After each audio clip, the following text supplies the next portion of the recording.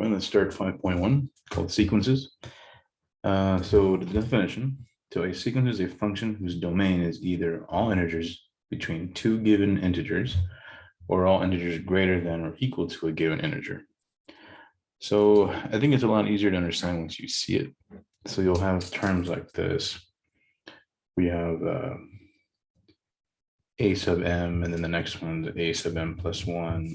These are all the terms of the sequence, m plus 2, and then it goes all the way until an, which is the final term. Okay.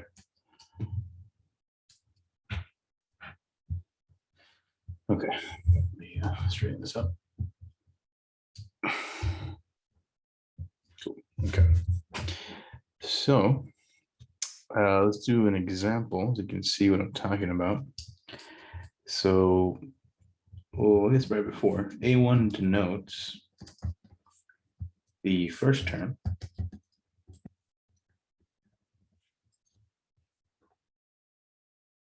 So, or usually it depends, it's either A0 or A1. Okay, so this is like the first term. AN is usually the last term.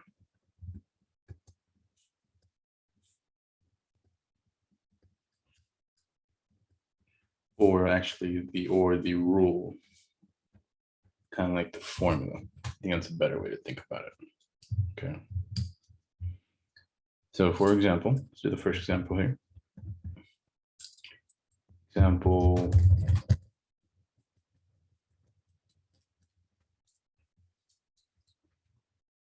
5.1.1. Finding terms of sequences given by explicit formulas. So here we go.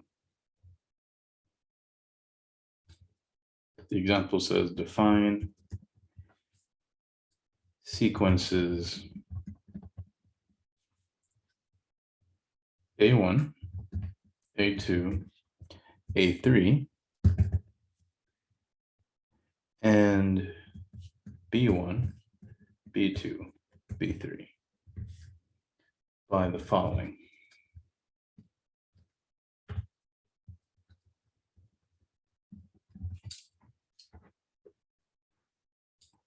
Okay, so here is our a sub n sequence, n over n plus 1, where n for every integer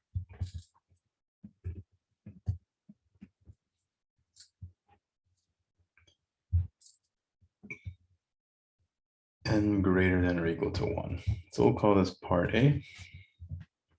They want us to find the first few terms. So let's find the, I don't know, the first three, I guess. So A1 means you plug in 1. A2, plug in a 2. So that'll be 1/2. This will be 2/3. A3 will be 3 over 3 plus 1, which is 3/4. That's all it is. So this is what they mean by sequence. So this is the first term, 1/2, the second term, 2/3, and the nth term is the formula itself, sometimes called the final term or the rule. First term usually A1 or A0. Okay. B, let's say I give you a B sub n. This will be, and they can use any notation. They could use I or K. Don't let that stuff bother you. So let's say they use B sub I, right? So that'll be equal to I minus 1 over I. And I is an element of the integers, which and I is greater than or equal to 1. So first few terms, B1 is 1 minus 1 over 1, which is 0. B2 is 2 minus 1 over 2, which is a half.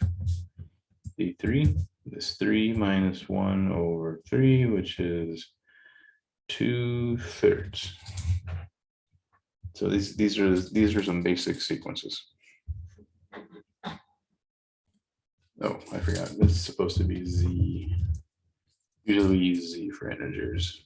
It's just okay. Now let's look at the next example. It's called alternating sequences. So example 5.1.2.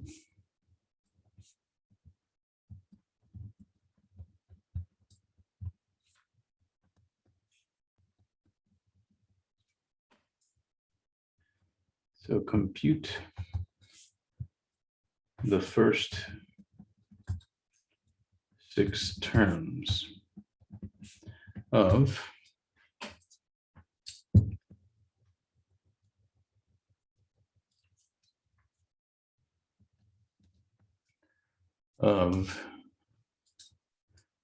Cj equal to -1 to the j, where j is an element of the integers and j is greater than or equal to 0.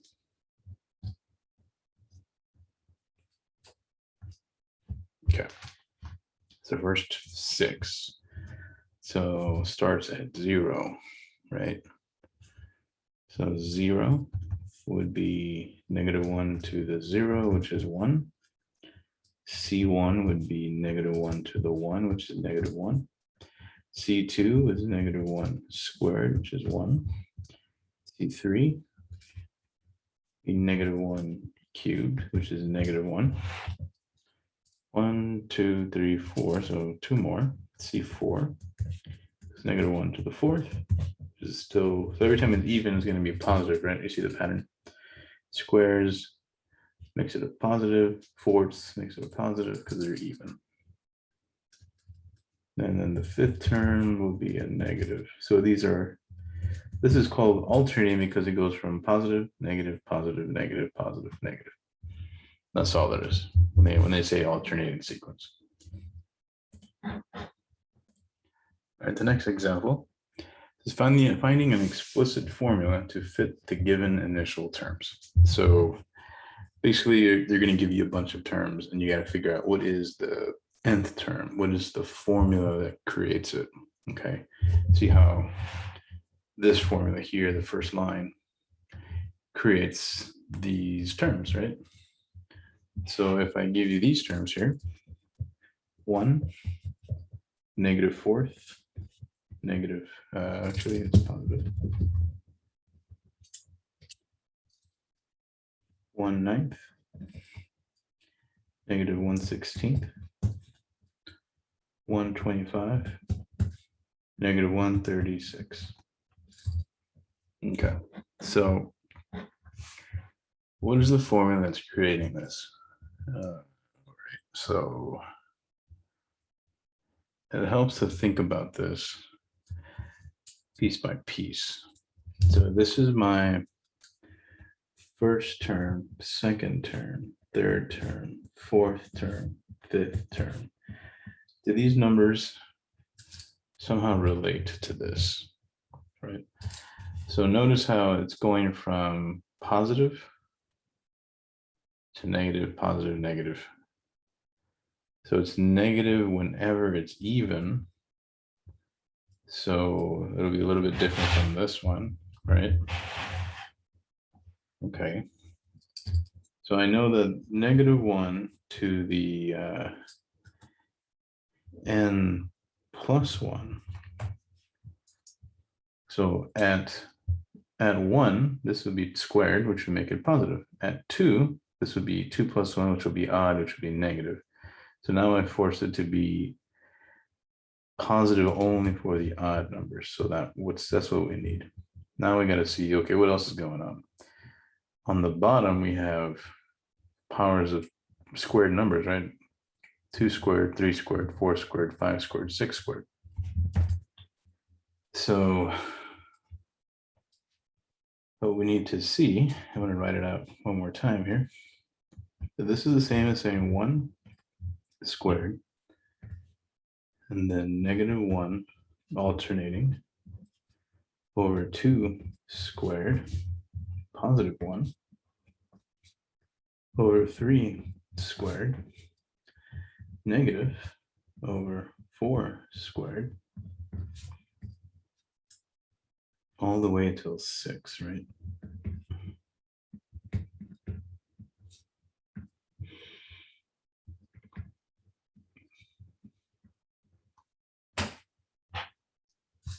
And again, this is the 1, 2, 3, 4, 5th, 6th term. Notice how it matches now, right? These.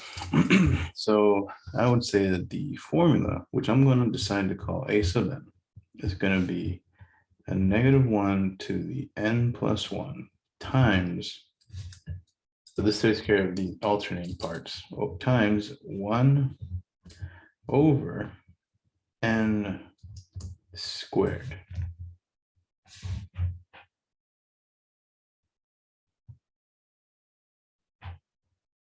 So when it's 1, I get 1, right? 1 squared, which gives me 1.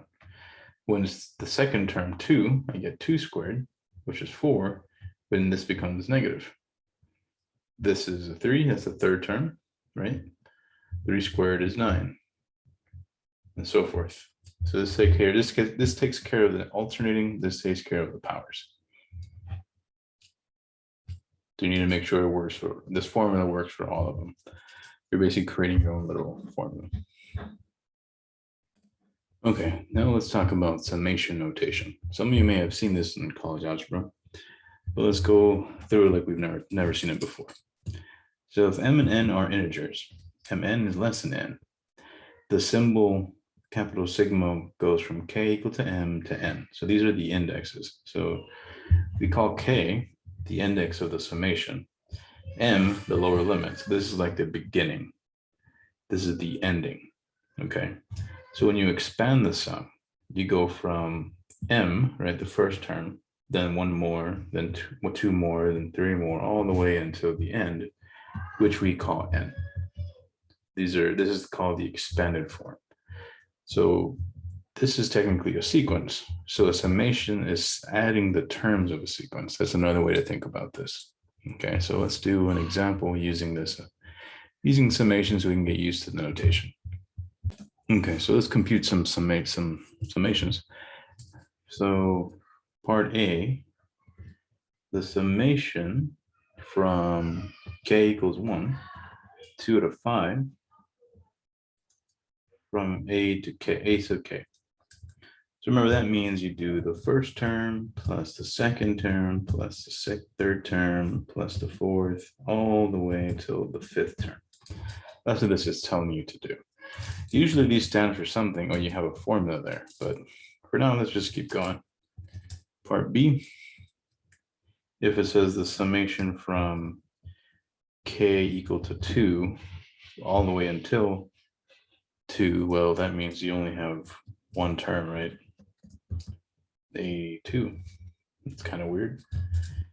C, let's say we go from 1 to 2.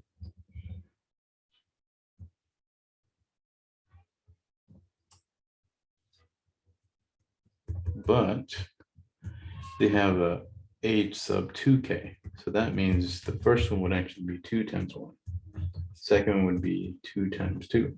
So now if I were to tell you, let's say let a1 equal -1, a2 equal -1.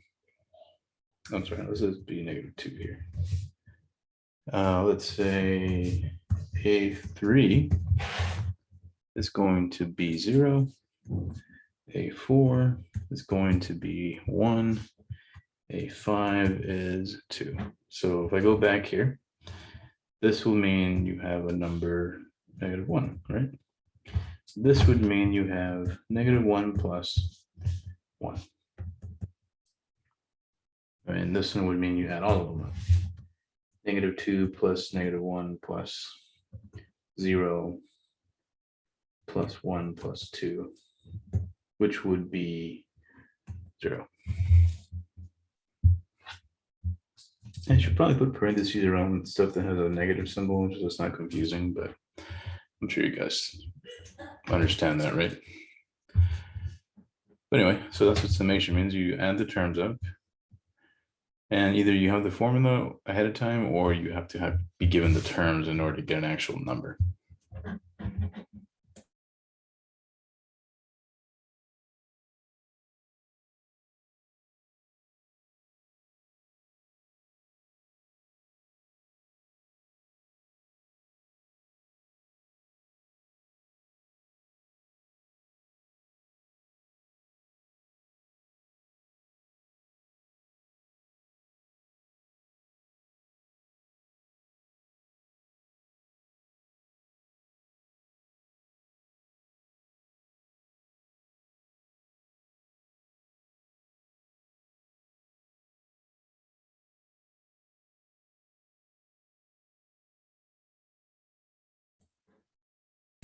Okay, so this one actually has a formula. So when the terms of a summation are given by a formula. So you start at 1, square, so the formula is telling you what to do to each single term,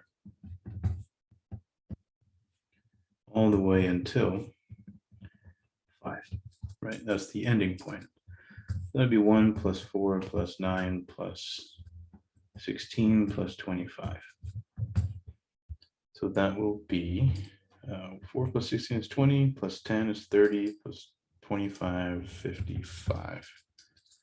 So all we did was follow the rule, going from 1 to 5. That's it. Okay, to the next example.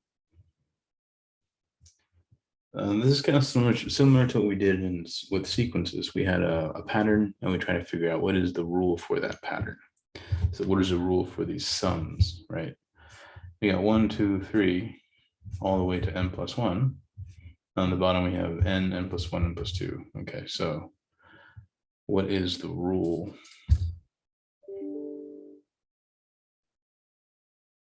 So the sum is going from, let's say, 0 term all the way till n, right? So on the top, we're going to have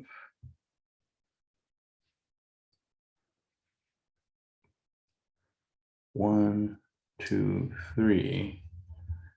So if I'm starting at 0, then this top should be I plus 1. So when this is 0, I get 1. This is 1, I get 2. And this is 3, I get 2, I get 3, etc. Now the bottom will be, it will stay in n the whole time, but I'm adding 1, adding 0, 1, 2, 3. So I'm adding, so the n will be right here. I'm adding 1 to it. So at 0, I get nothing there. At 1, I get there, etc. Right? So now if I expand this, you can see at 0, right? This is just oh, let's make this a little prettier, right? Just so you can see it. If I were to compute the individual terms on the side over here, this will be 0 plus 1 over n plus 0, which is 1 over n. A1 will be 1 plus 1 over n plus 1, which is 2 over n plus 1. You see how this is the rule that we needed? If it's a 2, I get 2 plus 1 over n plus 2, which is 3 over n plus 2. So it will in fact create this all the way down till I get to n.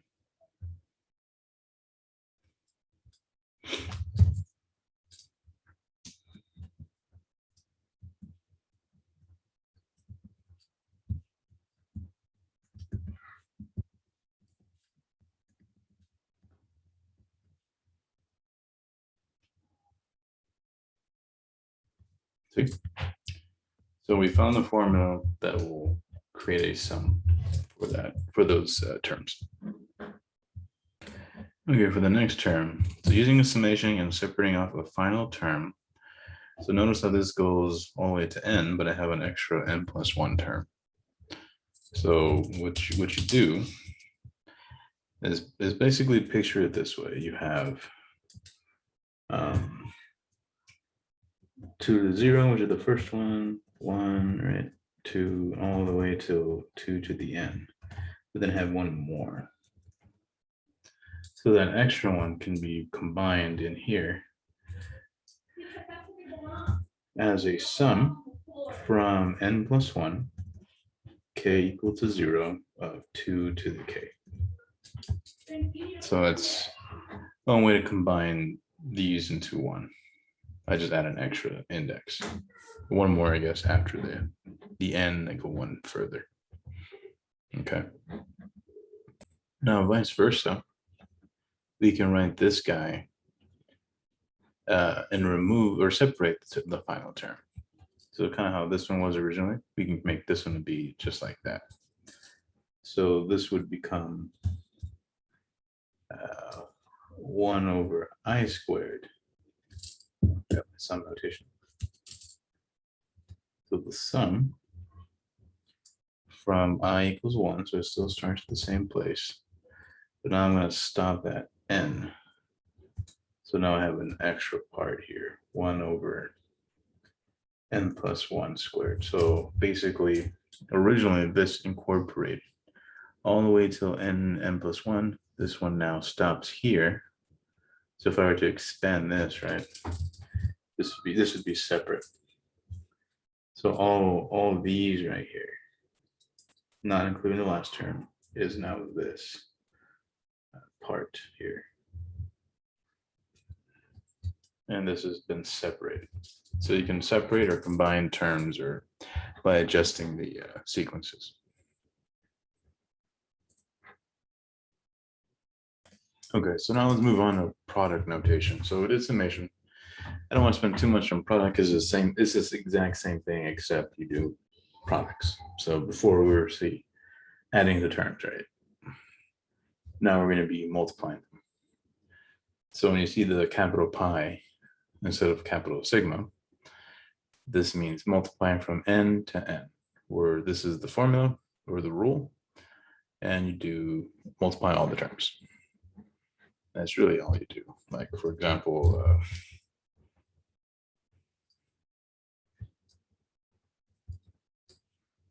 compute the following.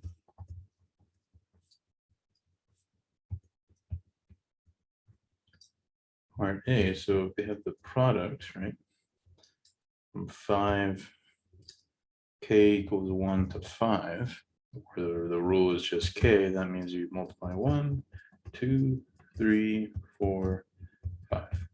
And that's whatever that is, it's like 120. So that's all you do.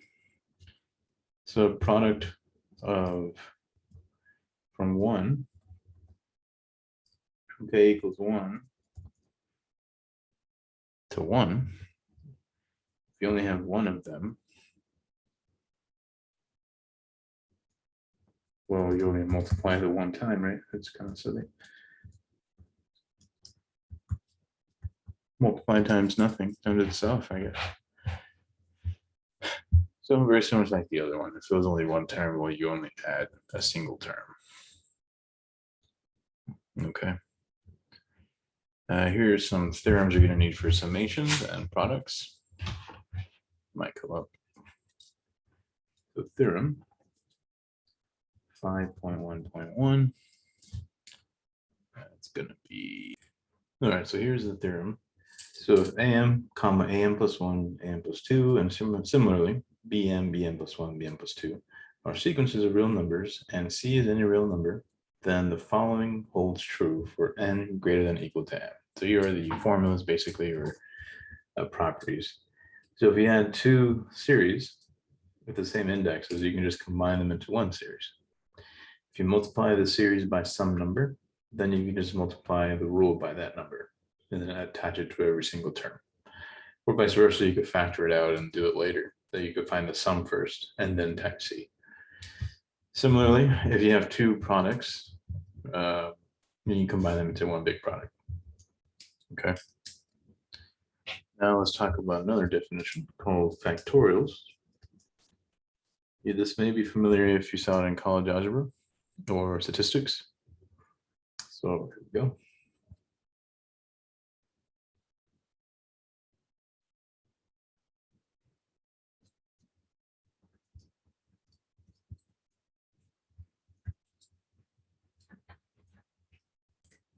All right, so here's a factorial. It's always going to be a positive integer. So for each positive integer n, the quantity n factorial is denoted with n exclamation point. So when you see this, this means n factorial. This is defined to be a product of all, oops, I forgot to finish that, of all the integers from 1 all the way to n.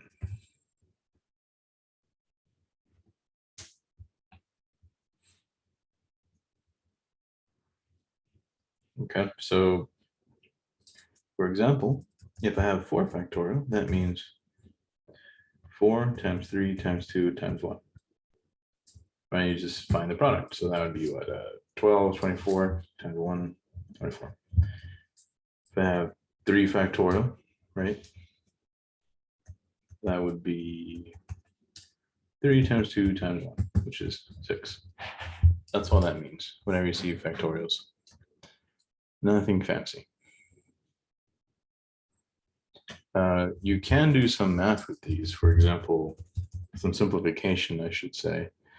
Let's say you had 5 factorial over 2 factorial times 3 factorial. How do you reduce that, right? Well, we know that 5 factorial is 5 times 4 times 3 all the way to 1, but you could stop it right there on purpose. And 2 factorial, we'll deal with that in a minute. But 3 factorial will cancel with that one since I stopped it there. So now I have 5 times 4 over 2 times 1. So that would be 20 over 2. So it reduced without actually expanding everything. So you can do that anytime.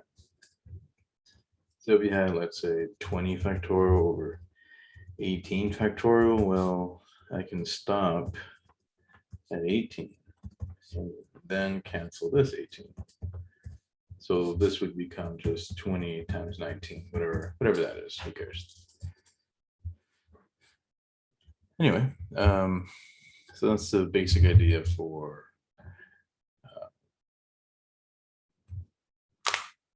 factorials. Now, the only reason we bring it up is because there's some formulas in here that are involved in counting.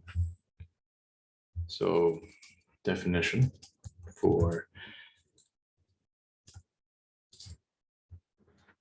let's see here. Okay, so here's a formula for, we usually use this for combinations. So this is, we read this as n choose r. So if I have n objects and I choose r at a time, how many ways can I shuffle them? It's going to be this many ways. Okay. So the way you would use the formula, right? If you had 8 choose 5, well, that would be the n is n factorial over r factorial times 8 minus 5, 3 factorial. So that's how you would compute this. Although nowadays most calculators have the combination, so you could technically use that if you wanted to. But we'll stop it at 5 because we got a 5 down there. So there we go. And we know that 3 times 3 factorial is technically 3 times 2 times 1, which is 6, right?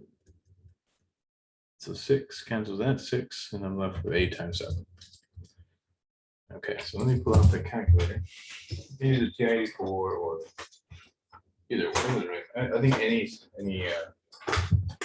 calculator can pretty much do that. Yeah, basic. So you could do the 83 real quick here. let's say you didn't want to do that. You could technically hit the math button and go to probability, because usually this is using probability. And you see we have permutation and combination. So if I want to do 8 choose 5, you hit the 8 first. You go to math, you go to probability and choose NCR. See how the 8's already in there? 8 choose 5. So I'm shuffling 5 objects out of 8. Just pick the 6 different ways I can do that. So 8 times 7, of course, was 56. Got to write that. But anyway, so you can do that with your calculator, pretty much any type of, most scientifics have it. Okay.